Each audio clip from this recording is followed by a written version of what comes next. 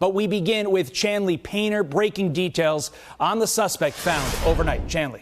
Hey, good morning, Todd. So investigators believe the suspect behind Saturday's deadly attack at Brown University is also responsible for killing an MIT professor days later. Police on Thursday said the alleged gunman died from a self-inflicted gunshot wound at a storage facility in Salem, New Hampshire. The suspect, a 48-year-old Portuguese national, briefly studied at Brown University more than 20 years ago as a graduate student. He did so on an F1 visa and was eventually able to obtain legal permanent resident status. Prior to that, the alleged gunman attended the same academic program as the MIT professor back in Portugal between 1995 and 2000. Officials highlighting how they were able to connect him to the murder. So investigators identified the vehicle that he had rented in Boston and then drove to Rhode Island. There was the security footage that captured him within a half mile of the professor's residence in Brookline.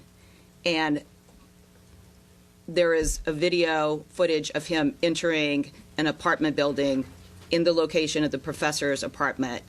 And then later that evening, he is seen about an hour later entering the storage unit.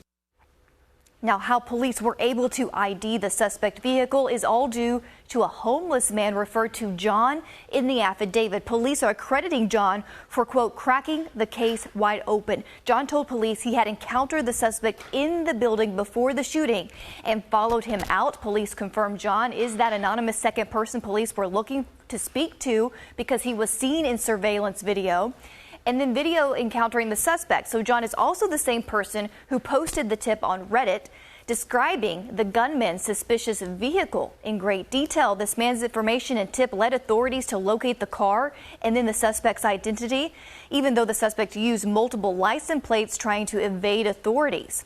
Well, meanwhile, in the wake of these shootings, DHS Secretary Kristi Noem has now paused that visa program in which the individual was able to enter the United States. Todd, back to you. Chanley Painter, thank you. With that, let us bring in former chief of police at Southern Connecticut State University, Joe Dooley. He's on my right, and former Rhode Island Advisory Commission member for Emergency Management, Jeff Kelly, on the left. Gentlemen, thank you so much for being here. And what I think is so valuable about your insight this morning, we have had a number of security law enforcement experts on the program on the channel over the course of the last 24 hours and all week long, in fact. But your focus is on hardening institutions, be it schools, hospitals, whatever, to make sure that if something like this is about to happen, that it doesn't, or if it does, we find the suspect immediately. And Joe, I'm going to start with you.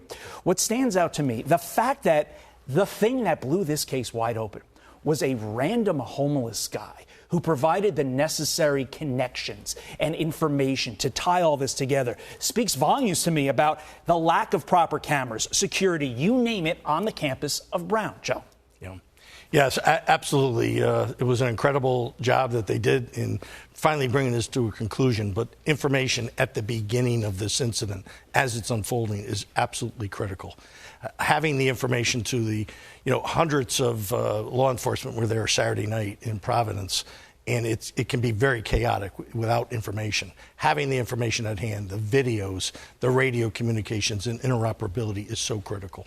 Jeff, the president of Brown University, Christina Paxson, shockingly said during a press conference yesterday, when all this started going down, quote, "I don't think a lack of cameras in that building had anything to do with what happened." To me, that statement is completely incongruous. So to you, I ask, what do all schools, whether you're a kindergarten, a preschool, or a college and university, need to do to make sure they harden their targets starting yesterday? Well, I mean, a picture is worth 1,000 words, and the timeliness of it is critical. By being able to share immediate video out to agency or agencies, multiple agencies, within 5 to 10 seconds, which is what MutualLink provides, that gives them a live picture of what transpired. And to be clear, you work for a company named MutualLink who provides these very services. I want to be completely clear about that. Let's go back to the the Attorney General for Massachusetts on the difficulty of tracking the suspect through his phone. I want you to listen to this.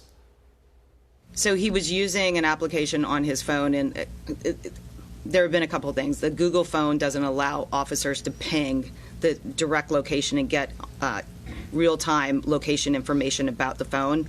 There was also beliefs that he was using SIM cards that were possibly European SIM cards that are carried through a provider in the United States but does not provide real-time information about tower connections. To be clear, she's not the Attorney General. She's the attorney for the District of Massachusetts. But regardless, what stood out to me is that earlier in this week, you heard law enforcement obviously has been working this case hard, and you heard this synopsis there.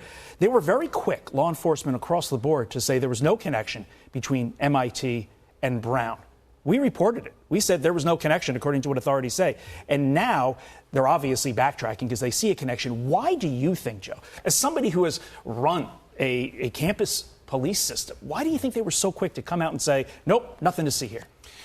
These incidents unfold quickly. I can't speak to it. I wasn't involved in that, but I will say that the information can be very disconnected and not fluid. In that particular case, it's really unclear.